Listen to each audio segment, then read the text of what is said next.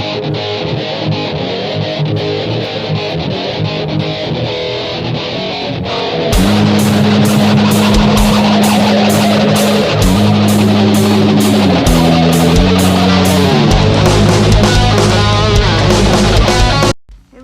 me D34D.F.L35H, welcome back to my channel and welcome to another DVD video. Today's video is more going to be focused on DVD care 101, but more so like DIY style. Maybe you don't have all the stuff, you know, this is just with household items that I would have at home.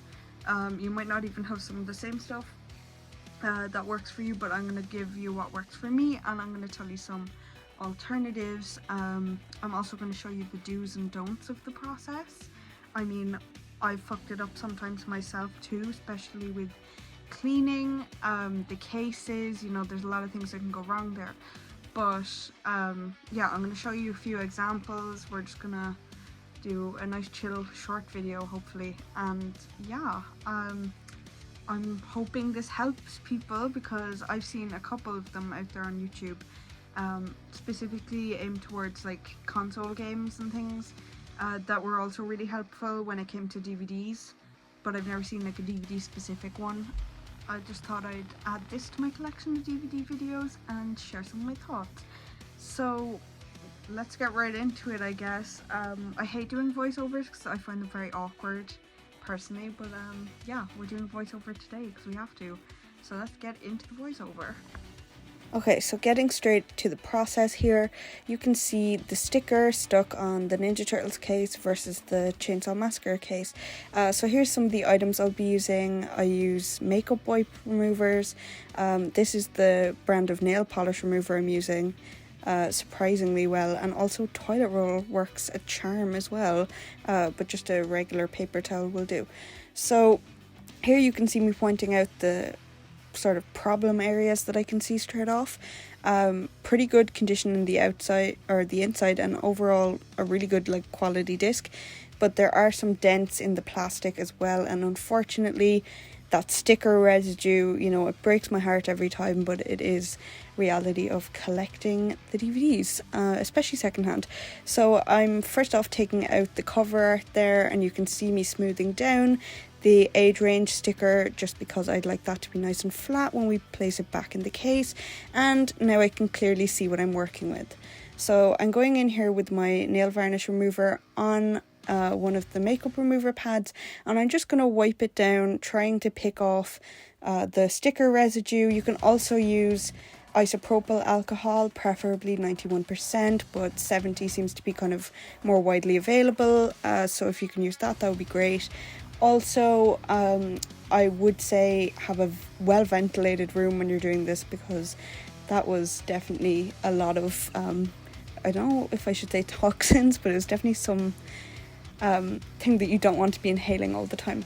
So now I'm just doing some circular motions. As you can see, the pad is absolutely destroyed already. So this is the thing, like sometimes cleaning them may not seem necessary, but once you really get in there, like you see all the gunk, and nobody wants that on their shelf. Okay, like you don't know how long these things have been sitting in a shop, in somebody's house, if it's secondhand, much like this one.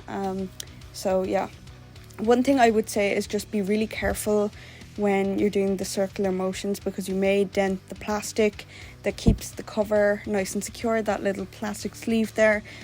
We don't want to dent that, because once you dent that, that is unfortunately permanent. As I move on to the back here, you can see me kind of avoiding that dent space and then giving it a good scrub, just to really get any residue or grime off it, because, you know, especially with a white case, you want it to be squeaky clean. And now I'm just flipping it over for a final look to see if there are any other problem areas, and I'm just going to give it one final wipe. The good thing about the alcohol or the nail varnish remover in this case is that it does evaporate it pretty quickly, especially off the plastic, so you're able to get a nice clean surface and you don't have to do much maintenance. However, I am now using a paper towel to smooth it out and just ensure that there's no soakage from under the plastic sleeve, because I don't want the cover art to be destroyed when I place it back in. and also you should always put them white side down just in case there's any details that you could lose or get damaged. It's just safer to keep the art facing up, and obviously have a clean surface when you're doing this as well. Now I'm just going in and once again ensuring there's no soakage, making sure that the dents or tears don't have any leakage in them from the alcohol, because once I place the case back in, that's what I want. I want a nice clean looking CD case or DVD case. I always say CDs. So now I'm just sliding the case into place. I'm just sliding in the cover art there, and I'm ensuring that that sticker we saw earlier is in the right place and that it's not going to be folding. So now I'm about to place the disc in, because this disc particularly didn't really need any maintenance, and now I'm closing off the case. So as you can see, huge difference here. Absolutely love the detail like that you can see, and all the grime that's come off that was absolutely disgusting, but well worth it. Okay, so now I'm back on my second DVD of the video, and as you can see, there's some sort of, I'm not sure what this is, to be honest. I think it was a ketchup stain, I'm not really sure, but basically same process as before. So I have it sped up, just, take out the cover art so you can really see what's just plain up grime and what's like a sticker. And look at the dirt of this makeup pad when I wiped it down. Like, this poor case was just screaming to be cleaned. The difference with this disc in particular is that it comes with 2 discs, so I had to remove the second disc holder, which was actually where I made my first mistake. So I began cleaning the case. Everything's perfectly fine at this point here, and then as I go in, just making sure that once again the alcohol is totally evaporated. But then I came to a problem part when I went to the second disc holder, and it was made from a different material than before. So despite despite me thinking that it would be fine if I just rubbed all the grime off with the alcohol in the nail remover, you can see it start to build up and get a bit of a fog there, and this fog is definitely one of the don'ts, I would say. But I thought it would be fine, I thought it would be just standard run of the mill, exact same process and same thing as before. However, I was really making sure that the alcohol had dried in properly, because if it doesn't, then obviously it can damage your disc a lot. And you even see my camera falling there. This part here is where I'm actually using a microfiber towel and brush, which I should have done the whole time, to be honest. Should have had some sort of towel below each DVD case, just so that it really doesn't scratch or anything off your surface that you're working on. But this is how I clean my discs. So using the microfiber brush, which is actually from one of my vinyl cleaning cases.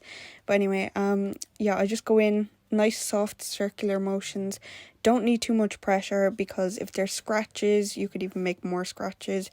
You don't want to make it worse, you want to aid it. So you can just see me literally light as a feather, and you can see me smiling there into the disc because it's so squeaky clean that you can see my reflection. So next off here, putting in the cover art once again and just closing it up, getting a final look at that and making sure it's perfect. So that is all of my DVD care tips for today. There might be a part 2, I'm not really sure. Maybe I'll get some isopropyl alcohol and test that out and compare and contrast the two and see what works. But overall, I think I've kind of said it all concisely as I possibly could in this one video. So thank you guys so much for watching, and I will see you in the next video.